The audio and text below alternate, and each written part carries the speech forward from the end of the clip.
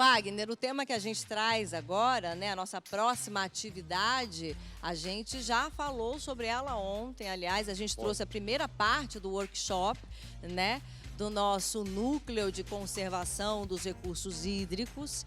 Então agora a gente vai acompanhar a segunda parte dele, que a gente vai falar sobre crise hídrica e um mito, né? Se é mito ou realidade. E aí? Será? Essa é uma pergunta que não quer calar. Tomara que seja mito, mas eu desconfio que seja realidade. Infelizmente. Eu acredito também, infelizmente, né? Enfim, são os dados que não nos deixam mentir. Bom, não é? Temos 4 especialistas, ou 3, agora você vai dizer quem está nessa roda. São 4 especialistas, vão mostrar isso pra gente. São os mesmos de ontem, né? Os mesmos Mas que convém falaram você com a gente apresentá-los ontem. novamente. E aí eu vou apresentá-los novamente, porque o currículo deles vale muito a pena. Verdade. Até porque quem não acompanhou ontem, né, tem a chance. Primeiro, se você quer seguir direitinho, então assiste ao primeiro protocolo, o primeiro workshop que rolou ontem, que está aqui embaixo para vocês. E aí segue para essa segunda parte que a gente começa agora, que são com os nossos mesmos convidados, né, nossos consultores maravilhosos, que estão trazendo tanto conteúdo bacana pra gente. Então a gente começa falando dela, Ana Luísa Fávaro, bióloga, expert em microbiologia de lodos ativados e ecotoxicologia aquática. Atua na área de tratamento de efluentes e monitoramento e controle ambiental desde 2001. Ela é sócia fundadora da Aqua Expert Engenharia Ambiental.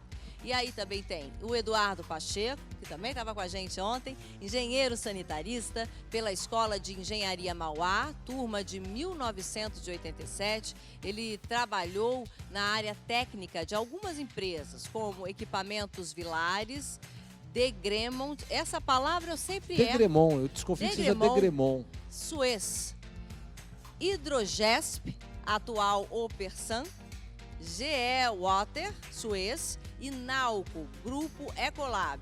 Hoje, ele é diretor técnico do portal de tratamento de água e do portal Saneamento Básico.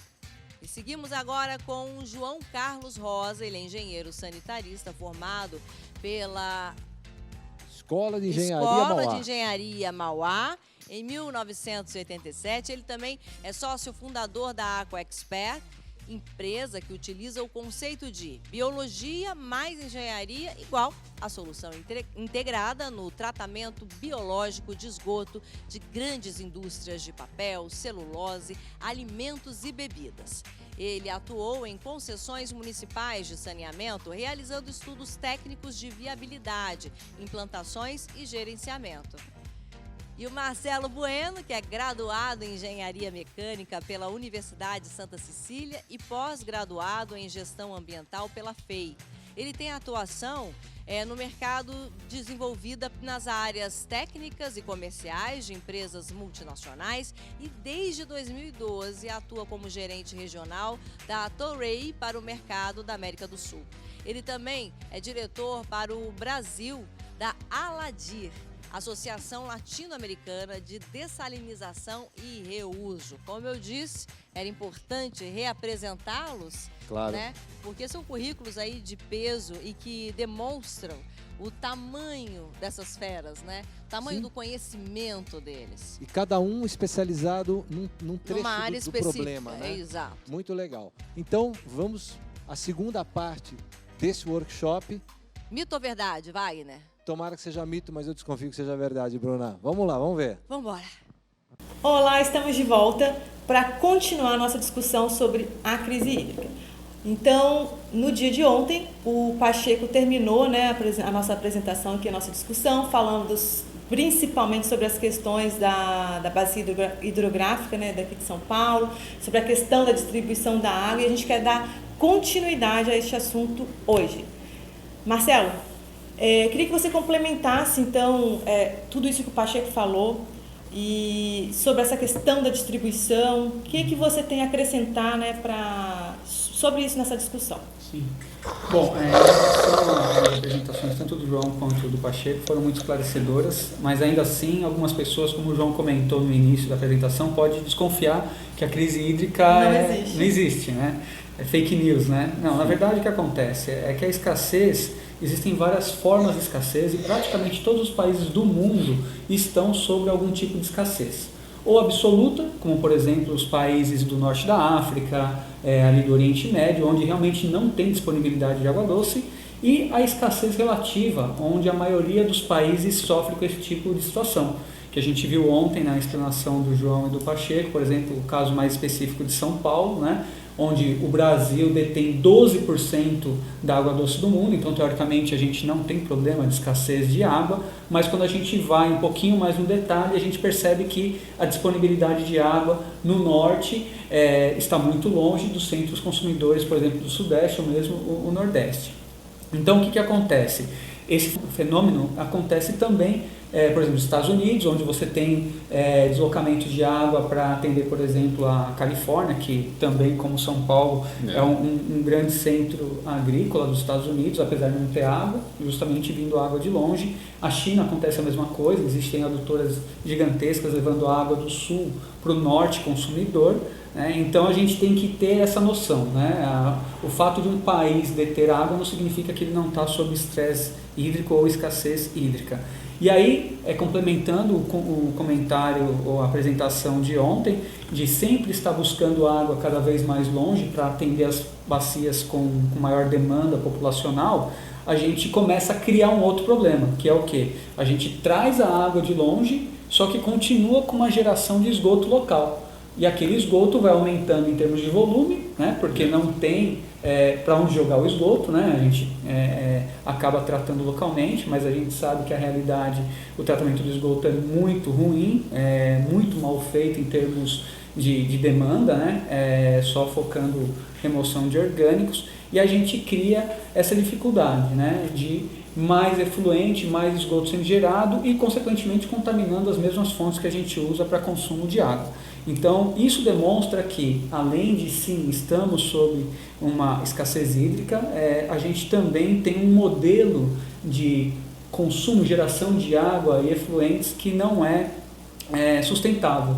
Então, a gente precisa dar uma solução para a questão do tratamento de esgoto. Então, a solução passa para utilização, né, ou tratamento mais adequado do esgoto e, obviamente, com tecnologias mais avançadas, porque atualmente as tecnologias utilizadas para o nosso tratamento de água, do abastecimento do consumo humano, não são tão avançados comparados com os contaminantes que a gente tem nas nossas águas. Sim, legal. Eu queria também fazer uma contribuição em relação à questão dos hábitos, né? Eu percebo que aqui no Brasil a gente tem realmente essa impressão de que a coisa não tem fim, né? Às vezes a gente está aqui em São Paulo, mas vê lá a bacia amazônica e fala, não, tô ótimo. Ou, por exemplo, no caso, né, desse trabalho que a gente está fazendo aqui hoje, a gente está na cidade de Santos. Aqui a gente realmente também não percebe, não tem, acho que a população, de uma forma geral, não tem essa percepção de que a água vai faltar. Eu tenho às vezes a impressão de que precisa acontecer um desastre, uma coisa horrorosa para as pessoas se conscientizarem, né? Por exemplo, eu tive convivência com algumas pessoas do Canadá. E quando eu estive lá, eu percebi o seguinte, pelo menos nas cidades que eu fui, era muito abundante de água também. Uns rios gigantescos, assim, com navegação, o pessoal cuida muito bem, né? Curte aquele momento. O verão, então, para eles é uma coisa de outro mundo, vai todo mundo para a beira do rio e curte aquele momento, né? Mas eles são super, como é que fala assim, pão duros, né? Com o uso da água. Eu lembro a primeira vez que eu fui para o Canadá, que fui fazer um intercâmbio lá em Vancouver, a primeira coisa que a dona da casa fez lá na homestay que eu fiquei foi as regras da casa. 3 minutos para o banho. Ainda mais brasileira. Eu falei, que isso, né? Como é que eu vou tomar um banho em 3 minutos para lavar o cabelo? Esse cabelão aí nem adianta. 3 minutos, a porta fica aberta e eu vou contar no relógio. Mas por que tudo isso? E aí ela me explicou que eles já tinham tido muito problema, não por faltar água em termos de volume, mas boa parte do ano as águas ficam congeladas, né? Então teve que acontecer coisas para que eles se conscientizassem. E lógico, porque eles queriam também, eles tinham essa noção de que é um bem que um dia pode acabar. Então, assim, é uma pena que no Brasil a gente não tem essa consciência, essa percepção, né? E aí eu queria discutir um pouquinho com vocês sobre quais são os hábitos ou quais são as coisas que a gente faz de uma forma geral que pode nos levar a uma piora na crise hídrica ou levar, né, a esse estopim. Olha, uma coisa importante, que por sinal você está se falando muito atualmente, é a questão da perda. Então as perdas nas redes são assustadoras e as pessoas até se revoltam com os dados. Então eu falo, pô, eu pego água, não tá fácil arrumar água bruta de qualidade, não tá fácil tratar.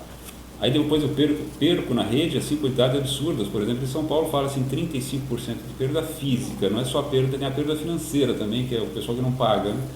Mas é a perda física, e tem regiões ainda piores, né? E aí, mas o que me deixa revoltado é quando eu vejo alguém de uma concessionária falar, não, vamos investir em redução de perda. Eu falo, peraí, cara, pálida. Redução de perda não é investimento, é manutenção. Então eu também fico revoltado quando eu vejo o balanço de uma concessionária pública que deu lucro. Deu lucro. Isso é manipulação de dados. Porque se você não fez a manutenção que ia evitar a perda, você não fez a manutenção, aquele dinheiro virou lucro e está remunerando alguém. Então, assim, nós temos que aprender a ver essas coisas. Então, reduzir perda na rede, aumentar a eficiência do sistema, não é investimento, é manutenção. É o que a gente chama de OPEX, não é CAPEX, não é dinheiro novo, é dinheiro de reconstrução. E a gente tem esse problema no Brasil que é assustador, a questão das perdas, né? É bem grave isso. Sim, eu também já tive a oportunidade de estar fazendo alguns trabalhos em campo, assim, e ver os famosos gatos, né? O pessoal fura ali o cano para... Não fala cana, doutora? Como é que eu falo? Aí a perda financeira, quer dizer, alguém está consumindo essa água e não está sendo pago. Mas eram muitos. E aí ali vai fazer um furo para ele captar água de forma errada, né? E aí às vezes o furo dá errado e fica aquela perda ali. Mas assim, algumas coisas também, vamos tentar olhar um pouco um lado positivo. Eu percebi, pelo menos aqui em Santos, que as pessoas diminuíram muito a questão daquele hábito de lavar calçada. Sim. Eu via muito mais pessoal lavando o carro na rua e fica lá com a mangueira ligada. Eu acredito que esse tipo de... a gente aprendeu muito com essa questão da crise hídrica, né, 2014, 2015, né, a valorizar um pouco mais. Mas ainda assim, até pelos números que o João mostrou, o nosso impacto efetivamente de consumo é muito pequeno perto dos consumos, por exemplo, de irrigação, industrial e tal. Então, lógico, tem que passar por uma conscientização nossa do uso racional da água, ou seja, não desperdiçar, mas o nosso impacto, por exemplo, é maior não comendo carne, né? Eu não sou vegetariano, mas nosso impacto não comendo carne gera até mais economia do que o banho ao invés de 3 minutos com 5 minutos. Né? Então, eu acho que é importante a conscientização, mas para a gente realmente ter minimizado ou resolvido essa questão da crise hídrica... Ou seja, causar um maior impacto, né? Sim, mas está diretamente ligado mesmo essa questão da crise hídrica em políticas mais do que hábitos, né? Em políticas, por exemplo, do reuso na indústria, né? Do reuso na agricultura, do que propriamente a questão do banho, que é importante como conscientização, mas não é o que vai resolver a crise hídrica que a gente tem. Esses números que o João falou no início do uso da água, por exemplo, na produção de carne, né? Exatamente. Um outro fator importante que eu tenho aqui, são dados da ONU, é que 83% do solo arável, né, que a gente pode usar, por exemplo, para a agricultura, 83% desse solo ele é utilizado para pecuária, 83%.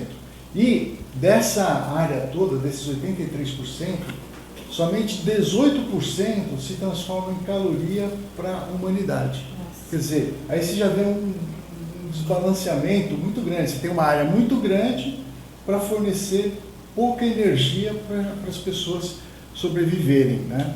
Isso é um dado importante. Uma outra coisa que eu também gostaria aqui de apresentar aqui para a gente discutir é a exportação de água. Sim. Né? A gente, aqui são dados que nós pegamos aqui da Agência Nacional das Águas, de 2012, tá? Eu não consegui dados mais atualizados, mas em 2012 nós exportamos 112 trilhões de litros de água, tá? Só para a gente, o que significa 112 trilhões de litros de água? É o equivalente à água para abastecer 2 milhões de pessoas por um ano, tá? Quer dizer, então, uma coisa que o Pacheco uma vez falou, eu gosto muito quando ele começa a falar o agro é pop, né? Eu acho isso muito bacana. Ele foi a primeira pessoa que eu vi que levantou essa bandeira. Ele vai poder explicar bem para nós isso daí. Mas é uma coisa que a gente tem que começar a pensar. Vale a pena a gente exportar, por exemplo, álcool? A gente exporta água, fica com lixo e ganha pouco? Ou vale a pena a gente ficar exportando tanta carne como a gente exporta? Né? São coisas que a gente tem que começar. Vale a pena, vamos exportar, a agricultura é a solução do Brasil. O Pacheco, ele vai dar uma boa análise para nós disso daí. Isso começou a Rede Globo fazer uma matéria que agro é tech, agro é pop, agro é tudo, né? Eu acho que passa até hoje isso. E eu comecei a achar interessante esse negócio. Primeiro que o agro é tech que eles apresentavam era com CH no final, agro é tech. E o agro é pop.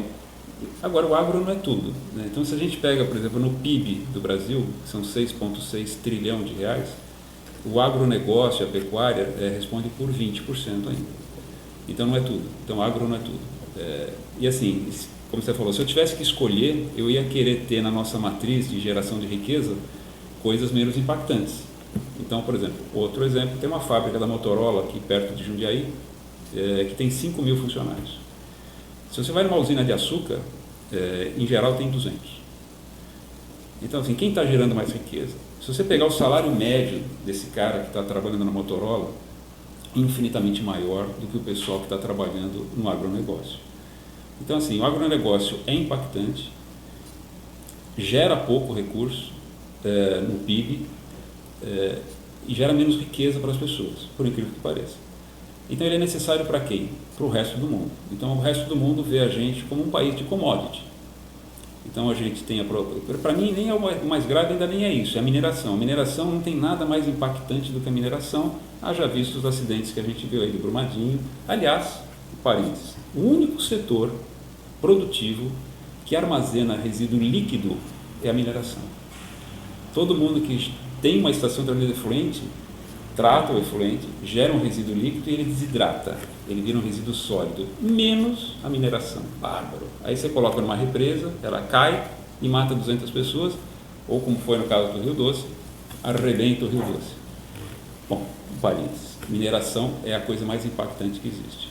E o Brasil é importante em mineração, o Brasil é importante em agronegócio, mas quem escolheu isso? Esse é um ponto, quem escolheu isso não fomos nós. Então, se você não tem um planejamento no seu país, vão planejar por você.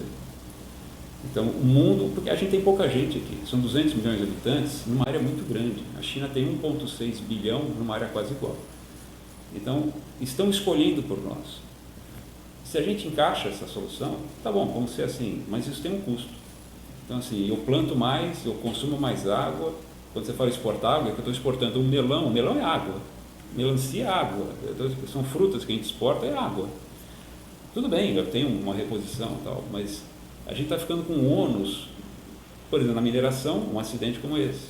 No caso dos agroquímicos, eu exporto a coisa boa e fico com a molécula química do agrotóxico, ela fica, de uma maneira ou de outra. Um pouco vai, mas fica aqui, na lixiviação, né? Por que a gente controla isso na portaria 2914? Quando chove, eu joguei um veneno na plantação, chove, aquilo vai para o rio. Então a gente está ficando com o ônus, muito mais com o ônus das atividades industriais, etc., do que com o bônus. Então, assim, a geração de riqueza dessas atividades não é proporcional aos problemas que elas estão nos causando. E a gente precisa acordar para esse planejamento mais holístico, mais macro, né? E como eu falei, bom, no Amazonas tem muita água, tal, mas a gente não quer mexer no Amazonas também não. Eu sou ambientalista, eu sou engenheiro sanitarista, e sou ambientalista. Eu acho que a gente não tem que tentar mexer o menos possível nos biomas, etc. E em não fazendo isso, eu vou continuar agredindo essa região que a gente está, inclusive o Cerrado, que está sofrendo bastante. Legal. Isso faz a gente pensar, né? Porque não é que a gente é contra o desenvolvimento, contra, né, a indústria de mineração, enfim. É só mais, assim, fazer as pessoas pensarem que tem como viver de forma mais equilibrada. Né? Eu acho que tudo tem ônus e bônus, né? Mas a gente podia encontrar aí um equilíbrio maior nessa parte do ônus, né? Não, precisa encontrar. Olha, precisou acontecer os acidentes da Vale, aí em Brumadinho, etc., para o pessoal começar a fazer planejamentos de desidratação de lodo. E está tendo. Mas precisou ter esse dano no rio, né, no Rio Doce, e esse dano em Brumadinho absurdo para o pessoal fazer, né? Então não tem cabimento armazenar resíduo líquido, né? E não tem cabimento a gente usar tanto produto químico nas plantações, etc. Então temos que repensar. Queremos fazer isso? Podemos. Por exemplo, os Estados Unidos planta milho para produção de álcool, né? Mas eu imagino que eles façam a coisa de forma controlada na parte ambiental. Aliás, é um grande produtor de álcool. A gente não precisa largar a mão disso, mas a gente está tratando a vinhaça? Não está. A gente faz a fertirrigação, que tem um limite, né? Então, e por que não trata? Porque não vale a pena. Como assim não vale a pena? Por exemplo, o pessoal da mineração... Vale a pena para quem? Para quem, Carapalho? Mineração, é muito caro desidratar lodo. Caro para quem? Coloca no preço. Ou seja, pessoal, a gente sabe fazer qualquer coisa, a gente sabe tratar qualquer água, a gente sabe tratar qualquer fluente, a gente sabe fazer balanço hídrico, a gente sabe fazer balanço de massa, a gente sabe fazer tudo, mas tem que ser, a gente esbarra naquela tal viabilidade econômico-financeira, e esse conceito precisa mudar. É viável para quem? Viável para quem? Como a Ana comentou, parece que sempre tem que acontecer um desastre ou uma situação extrema para que se tome esse caminho. Isso, inclusive, está acontecendo também nessa questão de dessalinização de água. Então, por exemplo, a gente está envolvido num projeto no Espírito Santo, uma dessalinização de água do mar da indústria ali de Tubarão, né, da região, e realmente esse projeto foi para frente, porque teoricamente a dessalinização de água do mar é muito cara, né, é o que se comenta. Na verdade, ela não é cara dependendo dos parâmetros e disponibilidade de água que você tem localmente. Mas frente à situação de falta de água para a indústria, onde a concessionária local estava, obviamente, focando os seus recursos para alimentar a população com água potável, a indústria foi lá e fez o projeto de 500 metros cúbicos por hora de dessalinização de água do mar. Então, quer dizer, é aquilo, quando chega numa situação extrema, você acaba fazendo com viabilidade econômica ou não, assim, o custo do metro cúbico dessalinizado é mais caro do que a água potável pública, mas você fechar a fábrica, qual que é o custo disso? É maior do que qualquer preço de água. Então, realmente, o ideal é não esperar esse tipo de situação extrema. Essa avaliação do custo, da valoração de uma atividade, de um produto, ela tem que ser mais cuidadosa. Por Israel, se não fosse dessalinização, eles não teriam água. Fernando de Noronha, que acho que é a primeira dessalinização do Brasil, eu trabalhei nela, se não fosse a dessal que tem em Noronha, não tem água, porque não chove, eles não têm água doce. Então, há situações de lugares do mundo, na América Central, na Austrália, que ou faz a dessalinização da água do mar ou não tem água. Então, aí mas ficou caro. Bom, você paga ou você não tem.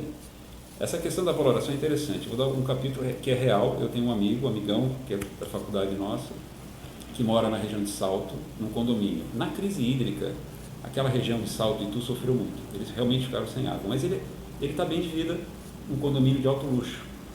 E eles se propuseram a pagar um caminhão-pipa R$100 o metro cúbico. Pessoal, R$100 o metro cúbico é 5 vezes o valor da água. 5 vezes. Mas eles têm dinheiro. Então, eu preciso de água, velho. Pegou e contratou um caminhão por R$100 metro cúbico. Aquele caminhão teve que ir escondido à noite para abastecer o condomínio. Olha só que interessante. Então, assim, eles próprios, por falta de água, se propuseram a pagar 5 vezes o valor normal da água, porque não tinha. Então, assim, eu falo, qual é o valor da água? Né? Se você estiver no meio do deserto do Atacama, quanto vale um copo d'água? Né? Então, essa questão do valor a gente tem que pensar com calma. E o impacto negativo disso. O impacto de eu fazer uma atividade, isso não está sendo bem colocado. Principalmente na mineração, que temos que ter, e temos, uma coisa importante aqui, mas nós temos que rever essas questões do que nós estamos ganhando de verdade com uma atividade tão danosa como essa, né? Da parte ambiental. Né? Então, acho que as pessoas que estão nos assistindo agora, acho que já podem ter aí uma conclusão, né? Se realmente o que a gente está falando é mito ou é verdade. Para mim, dessa conversa fica muito claro que é uma realidade já em muitos países e que a gente está, como você falou, a crise hídrica está se desenhando para nós, né? Então, com o crescimento da população, com a poluição desenfreada poxa, esse ano mesmo a gente teve um evento muito forte no Rio de Janeiro também, né, que foi super impactante.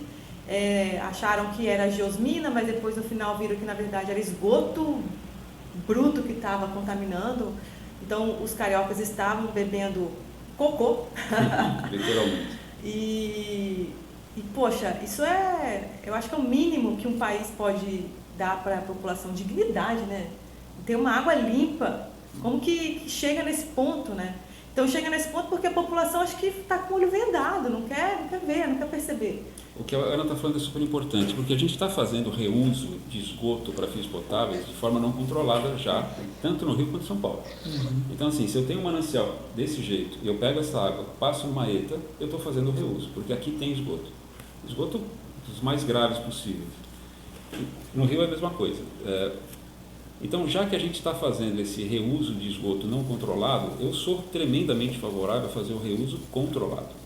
O que é o reuso controlado? Já existem diversos lugares do mundo que fazem o tratamento do efluente num tal ponto que ele fica melhor até do que a água potável normal. A gente tem o exemplo de Orange County, na Califórnia, que é o mais impactante, é uma estação fantástica, a população vai com frequência visitar. Lá eles fazem um reuso para fins potáveis.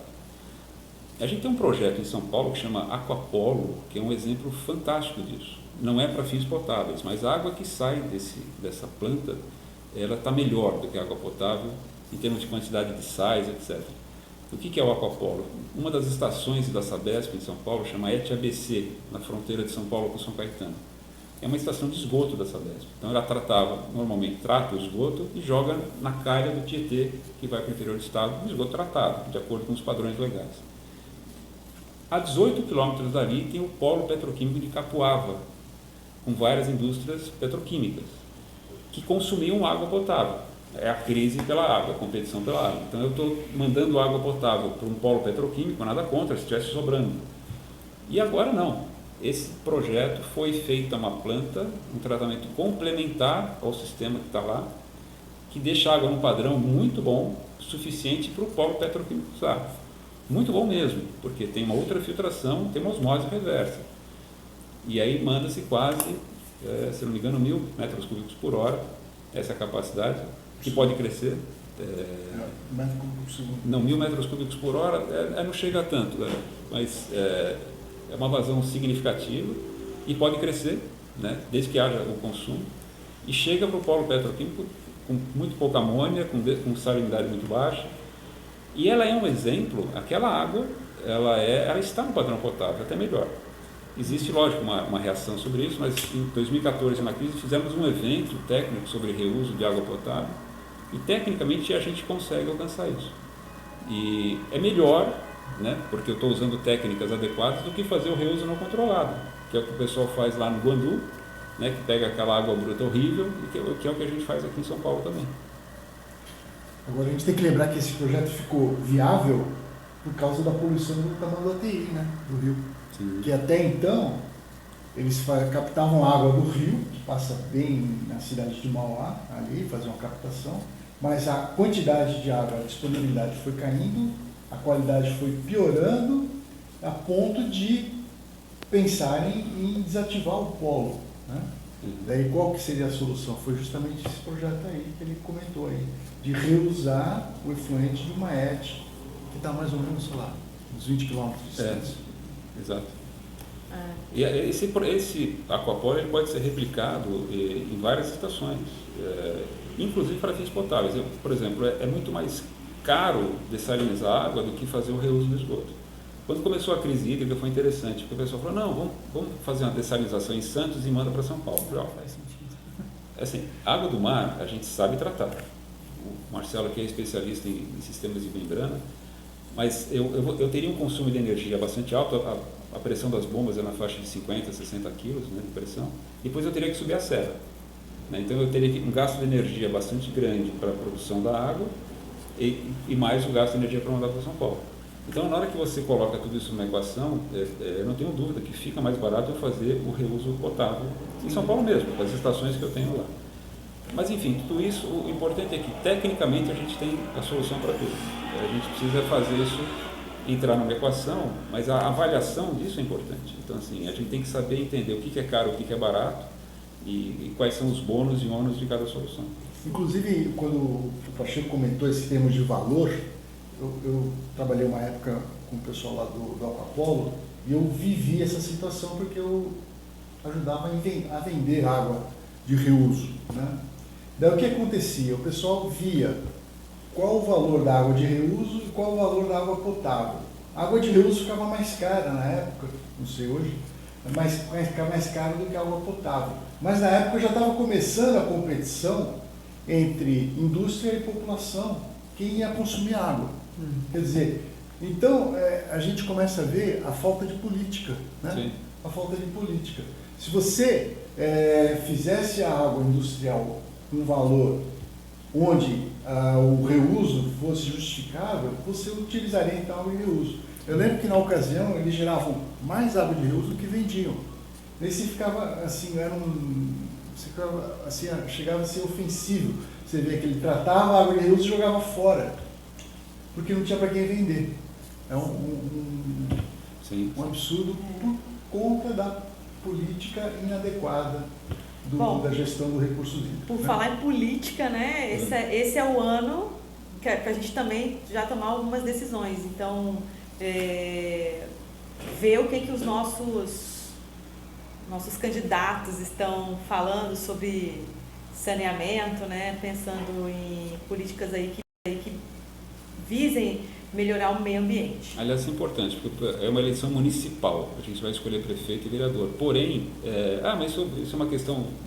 Não, pela nossa Constituição, quem tem o poder concedente do saneamento são as cidades.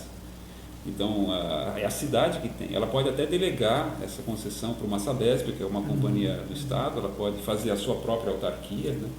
E ela pode delegar para uma companhia privada, como já tem várias companhias privadas boas trabalhando.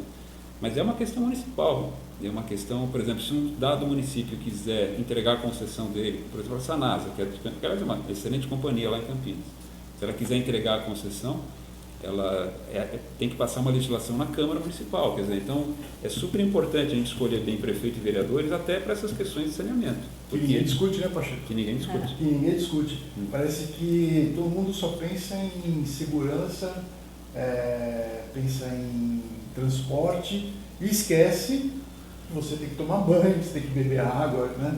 Tem toda essa questão. É aquilo que nós estávamos comentando.